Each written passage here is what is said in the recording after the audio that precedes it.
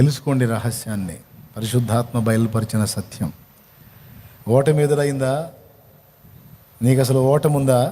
నాకు చెప్పు. అసలు నీ దేవుడు ఓడిపోయినాడైతే కదా నువ్వు ఓడిపోతావు.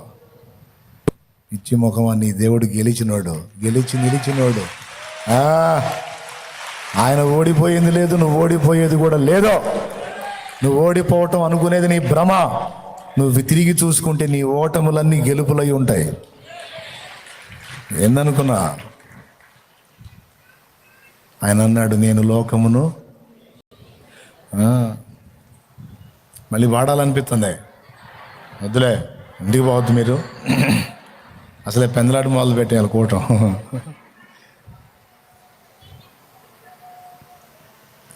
ఇప్పుడు చదువుకుందాం మూలవాక్యం మళ్ళీ ఒకసారి. టెన్షన్ పడవాకండి, నిజంగానే నేను ముగిస్తా ఈరోజు.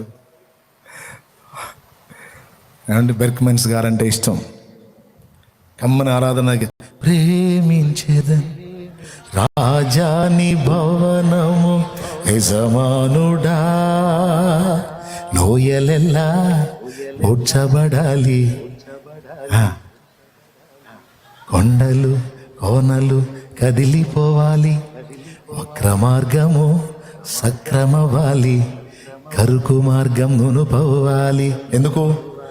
రాజు వస్తున్నాడు ఆయతమౌదాం, రాజు వస్తున్నాడు ఆయతమౌదాం, యేసు వస్తున్నాడు ఎదురు వెళ్ళుదాం, మన యేసు వస్తున్నాడు ఎదురు వెళ్ళుదాం.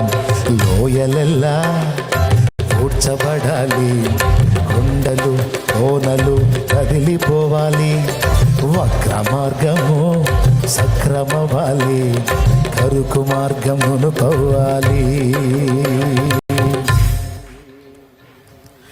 నీ కోసం జీవిస్తున్నా, నిన్నునే ప్రేమిస్తున్నా, నీ కోసం